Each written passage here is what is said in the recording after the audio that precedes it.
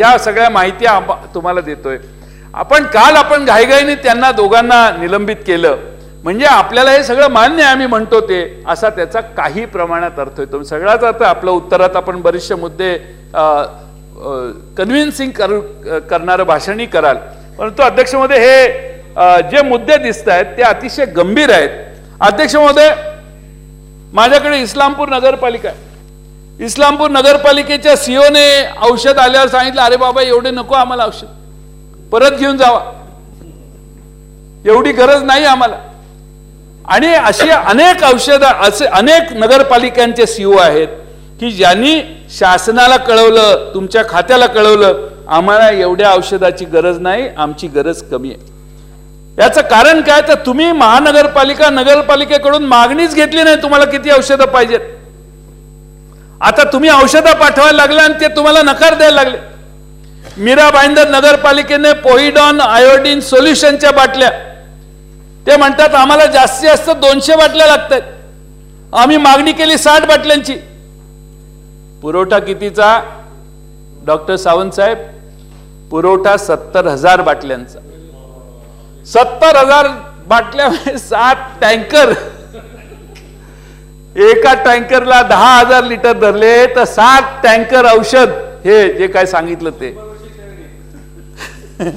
मीरा भाईंदर नगरपालिकेला कसं गेलं हे आपण चौकशी करा. तुम्ही इथं सगळं शेवटचे 2 दिवस राहिले त्यामुळे तुम्ही सांगायला आम्हाला बोलायला संधी फार कमी मिळते, त्यामुळे आम्ही त्याच्यावर परत काही बोलू शकत नाही, हे मान्य आहे तुम्हाला. परंतु 7 टँकर औषध 70,000, शिंदे साहेब 70,000 1 लिटरची 1 बाटली. त्यामुळं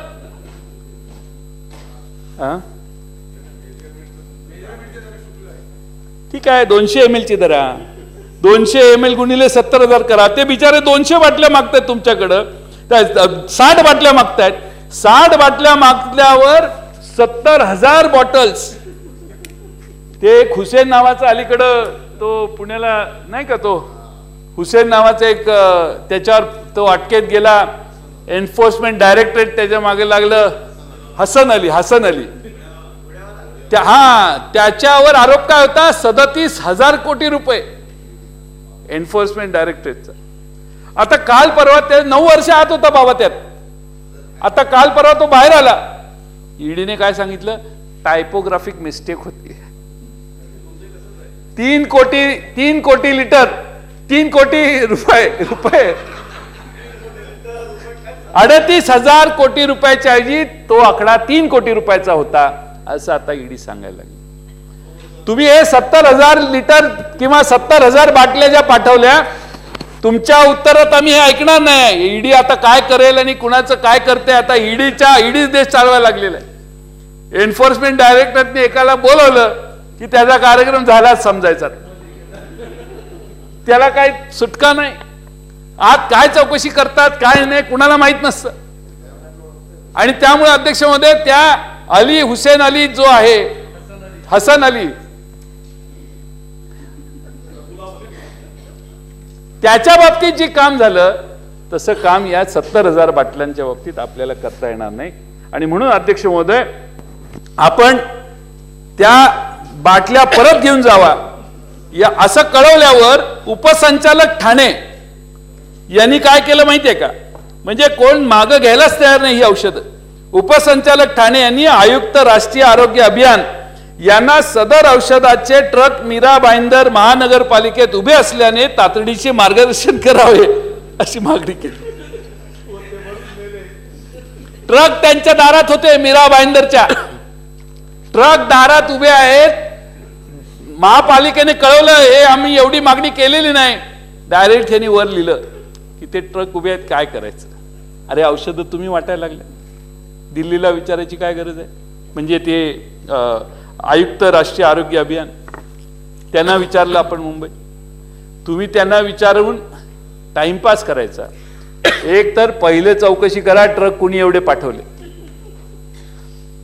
60 औषधांच्या बाटल्या महापालिकेने बघते. हा मोठा विनोद आहे. ट्रक, एक ट्रक नाही, अनेक ट्रक आपण पाठवता. आणि अध्यक्ष महोदय, त्या ट्रकला परत काय करायचं हा प्रश्न येतो. याचा अर्थ चुकीची आणि जास्त क्वांटिटीची खरेदी तुम्ही सगळ्यांनी केली असा अध्यक्ष महोदय त्याचा भाग अर्थ होतो.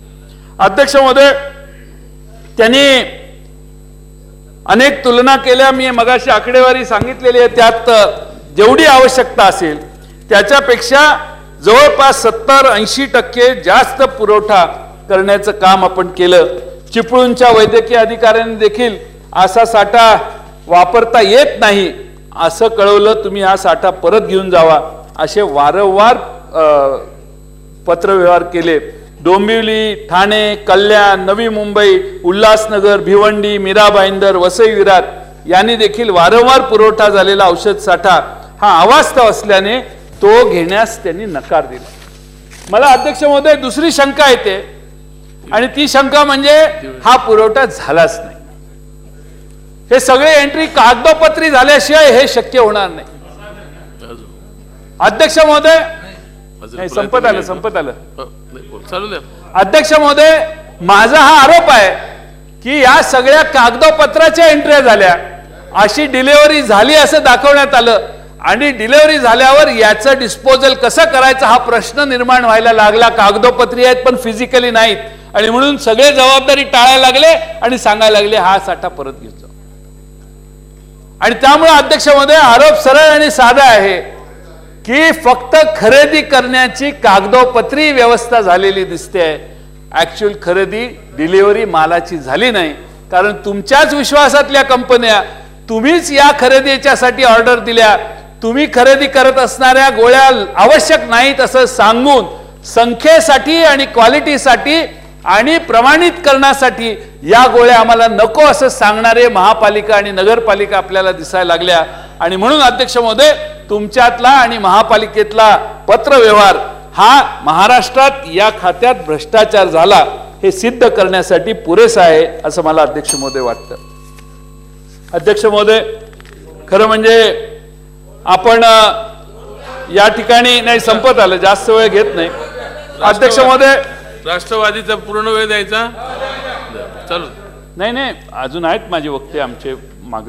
पण अध्यक्ष महोदय माझा दुसरा प्रश्न आहे की आपण अध्यक्ष महोदय ज्या ठिकाणी औषधं पाठवतो त्या औषधाचे स्टोरेज करण्याची व्यवस्था पाहिजे.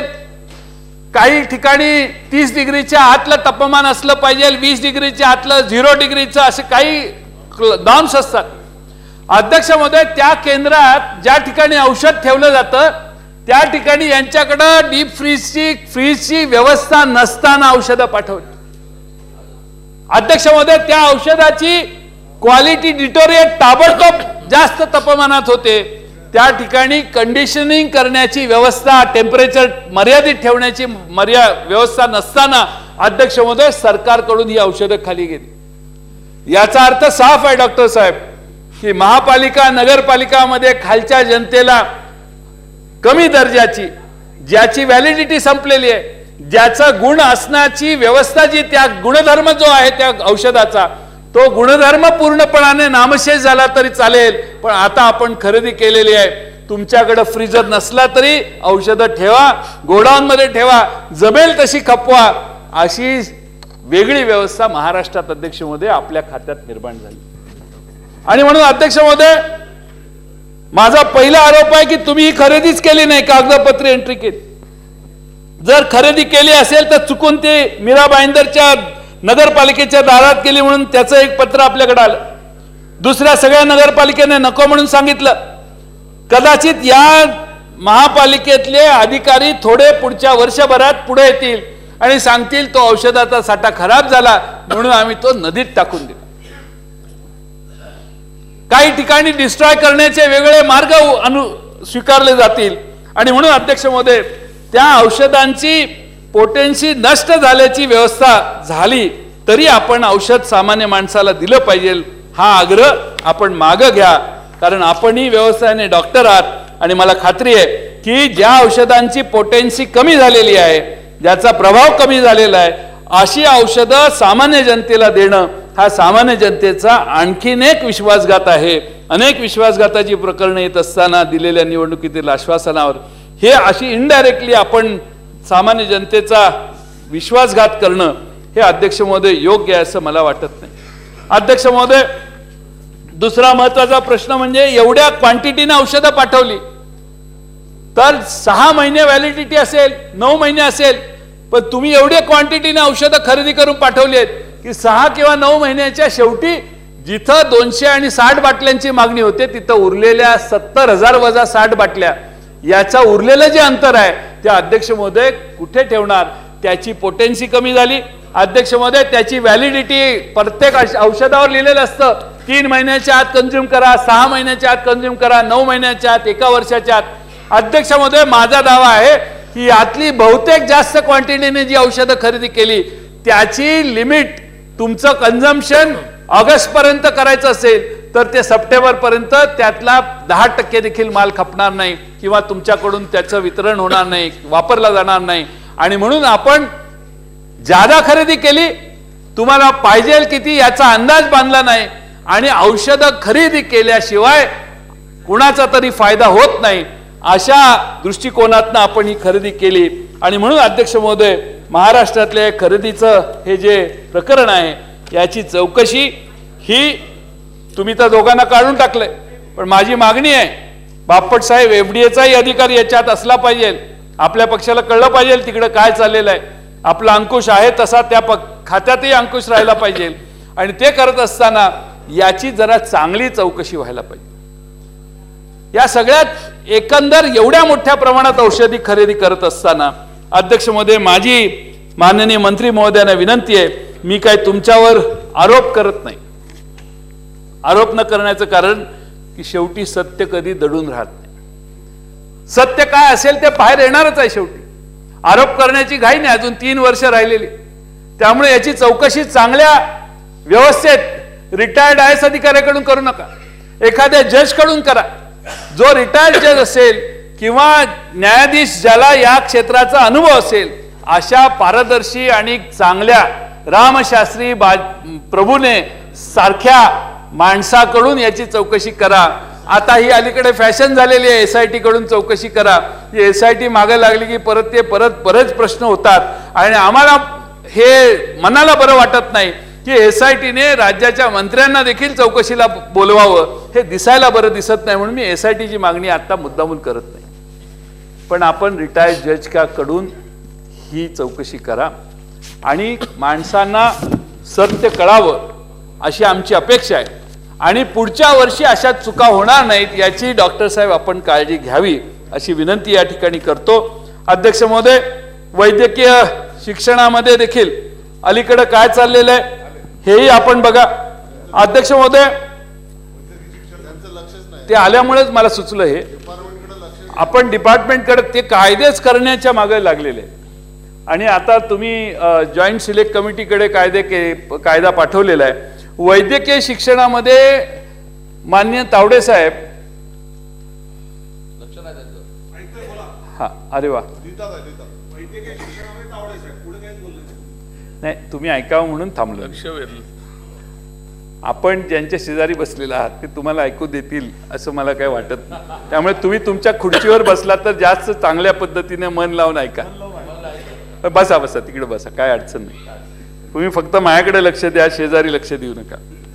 अध्यक्ष महोदय, अलीकडं डॉक्टर कशा पद्धतीने होतात याचे वेगवेगळे प्रकार पुढे यायला लागलेले आहेत. अध्यक्ष महोदय, काही मेरिट न होतात, काही डॉक्टर जरा जादा फी देऊन होतात, म्हणजे जास्त महागल्या खाजगी प्रायव्हेट कॉलेजमध्ये जाऊन होतात.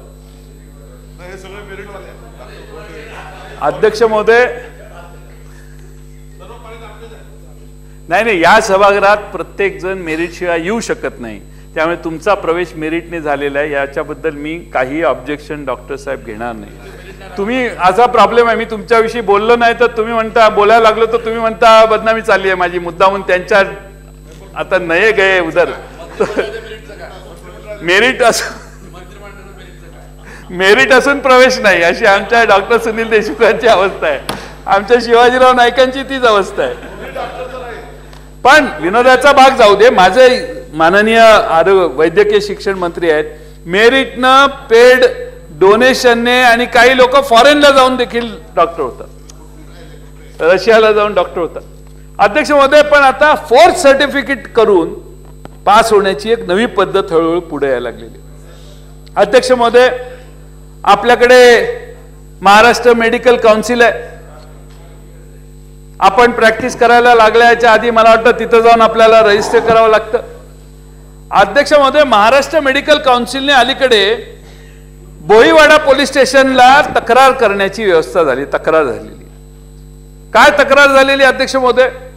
तर 16 डॉक्टर बोगस फॉल्स सर्टिफिकेट देऊन पास झालेले. अध्यक्ष महोदय, आपण डॉक्टर आहे म्हटल्यावर फार इनोसंटली डॉक्टरकडे जातो. डॉक्टर आपल्याला तपासतात, देईल त्या गोळ्या आपण घेतो, आपल्या श्रद्धा असते डॉक्टर.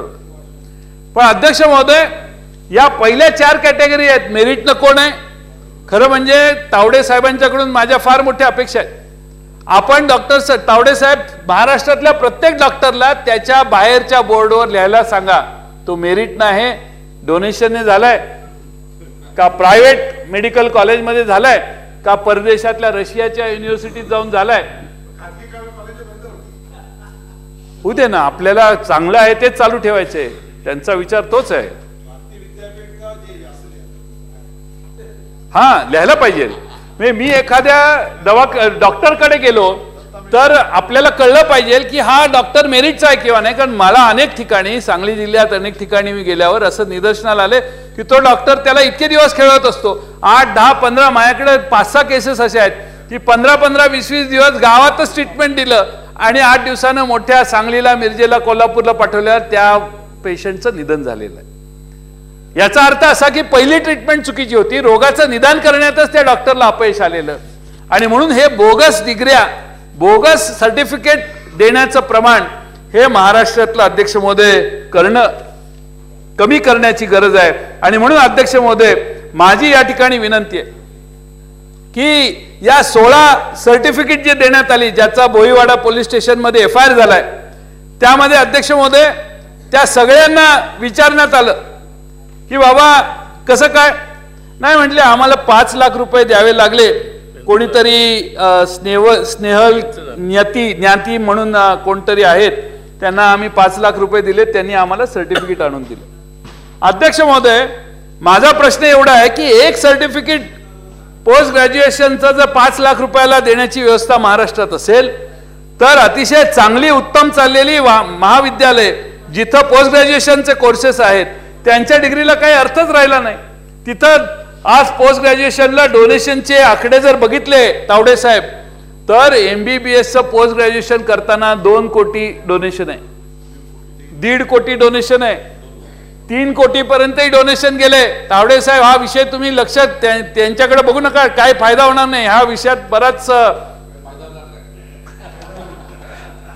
बराच लक्ष घातलं पाहिजे. आणि या सगळ्या वैद्यकीय महाविद्यालयातल्या पोस्ट ग्रॅज्युएट सीट्स या वैद्यकीय महाविद्यालयांचं एक उत्पन्न झालेलं आहे. आणि दुसऱ्या बाजूनं खोटी सर्टिफिकेट देण्याची व्यवस्था. अध्यक्ष महोदय, कॉलेज ऑफ फिजिशियन आणि सर्जन यांनी सर्टिफिकेट इश्यू करायची त्यांना अधिकार आहे. अध्यक्ष महोदय, तावडे साहेबांच्या निदर्शनाला आणायचं मला की हे जे college of physician and surgeon आहे हेच अलॉटमेंट सीट्स करतं. तुमच्याकडे 500 बेडेड हॉस्पिटल आहे, 10 सीटा. तुमच्याकडे 2000 बेडचं हॉस्पिटल आहे, 50 सीट्स तुम्हाला पोस्ट ग्रॅज्युएशनच्या. हेच पेपर काढतात, हेच पेपर तपासतात, हेच पेपर प्रिंट करतात, हेच त्याची मार्क देतात. अध्यक्ष महोदय, आणि आता त्यांच्याकडून इश्यू झालेले सर्टिफिकेट अध्यक्ष महोदय हे बोगस आहे असं निदर्शनाला यायला लागले. आणि ह्यांची सर्टिफिकेट बोगस बाजारात 5 लाख रुपयाला मिळतात. हे सगळ्यात गंभीर आहे. आणि म्हणून अध्यक्ष महोदय, माझी मागणी आहे तावडे साहेबांच्याकडं की लक्ष नाही, पण त्यांच्या मल्टीटास्किंगवर माझा विश्वास आहे. मी त्यांना समजावून सांगतो की तुमचं मल्टीटास्किंगवर माझा विश्वास आहे. बघ, माझी विनंती तावडे साहेब अशी आहे की अध्यक्ष महोदय, आपण ह्या सगळ्यांना CET करा. हे जे मेडिकल पोस्ट ग्रॅज्युएशनसाठी परीक्षा घेतली जाते, म्हणजे तुम्ही MD साठी ज्या परीक्षा घेता त्यांना डॉक्टर साहेब अशी एंट्रन्स परीक्षा एक घ्या आणि CET करायची व्यवस्था केली. नीट आहे, परंतु हे नीट प्रवेश देतात सगळेच. यांच्या नीट प्रवेश देण्यावर म्हणजे काय तर खाजगी विद्यापीठं जी आहेत, खाजगी ज्या संस्था आहेत त्या म्हणतात आम्हाला त्याच्यात सहभागी व्हायचं नाही, कारण यांची बुद्धी वेगळी आहे. त्यामुळे अध्यक्ष महोदय या सगळ्यांच्या बाबतीत आपण थोडंसं लक्ष अध्यक्ष महोदय घालावं. आणि तावडे साहेब इथं आले, कॉलेज ऑफ फिजिशियन आणि सर्जन हे कशा पद्धतीनं ऑपरेट करतात आणि कशा पद्धतीनं महाराष्ट्रातल्या सामान्य माणसाकडून सर्टिफिकेट खोटं असल्यावर त्याला गावात खेडेगावात प्रॅक्टिस करायला परवानगी मिळते. चांगल्या कॉलेजेसमध्ये मेडिकल कॉलेजमधून मुलं बाहेर आली तर त्यांच्या शेजारी खोट्या सर्टिफिकेटचा माणूस जर बसायला लागला तर अध्यक्षमध्ये याचं जास्त चालेल का त्याचं, जो गोड बोलेल त्याचं जरा जास्त चालतं. आणि म्हणून अध्यक्ष महोदय माझी मंत्री महोदयांना विनंती आहे की यात आपण लक्ष घालावं. मी फार वेळ सभागृहाचा घेत नाही, पण माझी अपेक्षा आहे, आमचं ते चिन्हच आहे, सगळ्यांनी घड्याळाकडे बघितलं पाहिजे. पण माझी विनंती आपल्याला डॉक्टर साहेब, आपण या प्रकरणाची ताबडतोब चौकशी करा. जुलै महिन्याच्या आत आपण पुढच्या अधिवेशनाला भेटू, त्याच्यात याच्यामधून तुम्ही निष्कलंकपणाने बाहेर यावेत अशी शुभेच्छा देणं माझी अपेक्षा आहेत. मला आरोप का करायचा नाही, कारण तुमचा स्वभाव मला माहिती आहे. तुम्ही हे केलंच नसेल असं म्हणायचं धाडस होत नाही, पण तुम्ही केलं नाही असं मला वाटायला लागलेलं. तो जो आहे तो आपण आणला पाहिजे. तो आपल्या कृतीशील धाडशी दोघांना काढले. जे सगळी चेन आहे त्या चेनला ज्या कंपन्यांनी हा भ्रष्टाचार करण्यासाठी खालच्या यंत्रणेला उद्योग केलं त्यांना आपण सर्वांना धडा जर शिकवला तर स्वर्गीय बाळासाहेब ठाकरेंचं नाव घ्यायचा पुन्हा एकदा अधिकार आपल्याला प्राप्त होईल. आणि ते करण्यासाठी आपण त्वरेनं काम करा. शेवटी आपला फार महत्वाचा आहे आणि तो चौकशी करालच, पण त्यातून आपण जे यात गुंतलेले आहेत त्यांना उघड्यावर पाडा. आणि माझी पुन्हा एकदा अपेक्षा आहे की आपण या सगळ्या चौकशीतून क्लीन बाहेर याल आणि आपली स्वच्छ प्रतिमा जपण्यासाठी आपण निश्चितपणानं हा चांगला प्रयत्न कराल अशी अपेक्षा व्यक्त करतो. याच्यात एक बदल्यांचा मुद्दा आम्ही घातलेला आहे, वेळ झाल्यामुळं मी फार बोलत नाही, पण शेवटी जाता जाता सांगतो की बऱ्याच मंत्रालयात बदल्या होतात. पण आता अलीकडे माझी माहिती अशी आहे की ऑबेरॉयमध्ये खोल्या घेण्यात आलेल्या आणि आता ऑबेरॉयमध्ये बदल्यांची चर्चा व्हायला लागली. मी आज कुठल्या मंत्र्यांचं नाव घेत नाही, परंतु आपल्या सरकारची प्रतिमा बिघडू नये, जेवढ्या विश्वासाने जनतेनं आपल्याला विकले, आपल्याला निवडून आणून दिले, त्या विश्वासाला सार्थ करण्याचं काम आपण केलं पाहिजे. मी काल परवा चंद्रकांत दादांच्या खात्यामध्ये काय झालं हे सांगितलं, त्यांनी फार कॅज्युअली मला घेतलं. 3 महिन्यामध्ये चीफ इंजिनियरच्या 4 बदल्या, सुपरिटेंडंट इंजिनियरच्या 6 बदल्या, 4 महिन्यामध्ये एका अधिकाऱ्याच्या 2-2, 3-3 बदल्या. त्यांनी सांगितलं नियमाप्रमाणे झालेलं आहे. म्हणजे खाली सचिवांनी पाठवलं, त्यांनी सही केली, माननीय मुख्यमंत्र्यांनी सही केली आणि सगळं काही नियमानं. एका अधिकाऱ्याची नियमानं 3 महिन्यात 4 वेळा बदली डॉक्टर सुनील देशमुख होऊ शकते का? काही बदलीचा कायदा आहे, काही तारतम्य जरा तरी बाळगलं पाहिजे. सगळ्या अधिकाऱ्यांच्यात नामोरमता तयार होते आणि त्यामुळं महाराष्ट्रातले अधिकारी येऊन आता आम्हाला सांगायला लागलेले आहेत की असा अन्याय आमच्यावर व्हायला लागलाय आणि याला आपण तोंड फोडण्याची आवश्यकता आहे. आणि म्हणून अध्यक्ष महोदय, बापट साहेबांना माझी विनंती आहे, त्यांच्या खात्यात असं काही चाललेलं नाही. तावडे साहेब हे तर करायला त्यांना वेळच नाही. तावडे साहेबांना आमच्या शिंदे साहेबांच्या गृह खात्यामध्ये काय चाललेलं आहे ह्याच्यावर बोलण्याची आज वेळ नाही, कारण लॉ आणि ऑर्डरचा विषय आपण घेतलेला नाही आणि बोलायचंही नाही आम्हाला आज या अधिवेशनात त्यावर. पण अध्यक्ष महोदय, माझी विनंती आहे की या महाराष्ट्रातल्या काही मंत्र्यांच्याकडून आता बदल्यांची चर्चा मंत्रालयाच्या ऐवजी ऑबेरॉयमध्ये जाऊन लोकांना करायला लागलेली आहे. मी नाव घेत नाही उगाच, फार खाती पण माहिती आहेत मला, पण थोडं कंट्रोल करा, जरा कंट्रोल करा. जरा जास्त झालं की बडका होतो. आपण 5 वर्षासाठी निवडून आलेला आहात. 123 जणांचं आपलं सरकार आहे, यांचा आणि तुमचा काही संबंध नाही असं आजही मी मानत नाही. जर उद्या सकाळी संध्याकाळी सूर्य मावळाच्या आत आमच्या देवेंद्र फडणवीस साहेबांनी उठून सांगितलं की यामध्ये आमच्या डॉक्टरांचा काही हात नाही, क्लीन चिट द्यायची त्यांची इच्छा असेल तर मी समजू शकतो तुमचं खरंच युतीचं राज्य आहे. उद्या संध्याकाळपर्यंत त्यांनी ते जर जाहीर नाही केलं तर अर्थ महाराष्ट्रात असा निघेल की क्लीन चिट फक्त भारतीय जनता पक्षाच्या तावडे साहेबांना, आमच्या पंकजा ताईंना मिळू शकते. लावण्याचं नाही, लागलेलं आहेच ऑलरेडी, लागण्याची गरजच नाही. कोणत्याही क्षणी पाठिंबा काढण्याची इच्छा बाळगणारे अनेक आमदार या सभागृहात आहेत. आणि मग प्रश्न हा पडतो की परत सरकार कसं येणार कसं नाही, अशी चर्चा चालू आहे. आता बाकीचं चर्चा फार पुढे गेलेलं आहे, ॲडव्हान्स स्टेजमध्ये गेलेलं आहे. आणि म्हणून माननीय मुख्यमंत्र्यांनी आमच्या डॉक्टर सावंत साहेबांना जर उद्या संध्याकाळपर्यंत सभागृह संपायच्या आधी क्लीन चिट दिली आणि त्यांनी सांगितलं की जयंत पाटलांनी काल भाषण केलेलं आहे त्यात काहीही भ्रष्टाचार झालेला नाही आणि त्यानंतर आपण निवृत्त न्यायाधीशाकडून याची चौकशी लावायचं धाडस केलं तर आपल्याला निश्चितपणाने मी समजेन की त्यांना तुम्हाला सपोर्ट करायचा आहे, पण खालच्या अधिकाऱ्यांना करायचं नाही. तेवढं काम उद्या संध्याकाळच्या आत माननीय मुख्यमंत्र्यांच्याकडून होईल. आपण उत्तम भाषण कराल, यात काही शंका नाही. आपण सांगाल हे जयंत पाटलांना माहीत नाही, हे जयंत पाटलांना माहीत नाही, हे जयंत पाटलांना माहीत नाही, पण तुम्ही वर केलेलं भाषण पटलावर ठेवा. आपल्याला आता 8 वाजलेले आहेत, त्यामुळे आता जास्त याच्यापेक्षा हा आम्ही एकत्रित बसून मग अरे भ्रष्टाचार एकच आहे, वेगळं कसं बोलणार? काही नाव आहे तुम्ही पप्पा, एक वामियड असेल तर 2 कसं बोलणार? आता 70,000 बाटल्या घेतल्या तर ते वर पण 70,000च बाटल्या बोलणार. किती सिंक्रोनायझेशन आहे. जे शब्द कोटी म्हणून वापरले तेच आपण वापरले, कारण आपलं भाषण त्यांच्याकडनं आलेलं आहे, मला माहिती आहे. किती वाजेपर्यंत? असं आहे, किती विचाराने दोन्ही सभागृह आम्ही चालवतोय याचा जरा अभ्यास करा.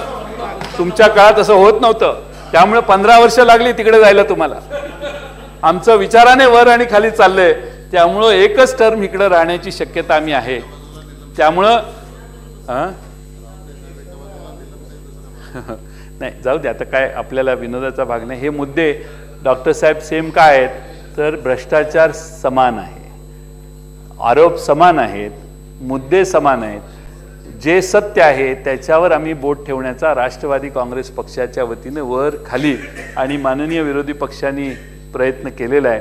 मला खात्री आहे की लवकरात लवकर याच्यातून सत्य बाहेर यावं आणि महाराष्ट्राला आपल्या निस्वार्थीपणाची पुन्हा एकदा साक्ष पटावी. धन्यवाद. शंभूराज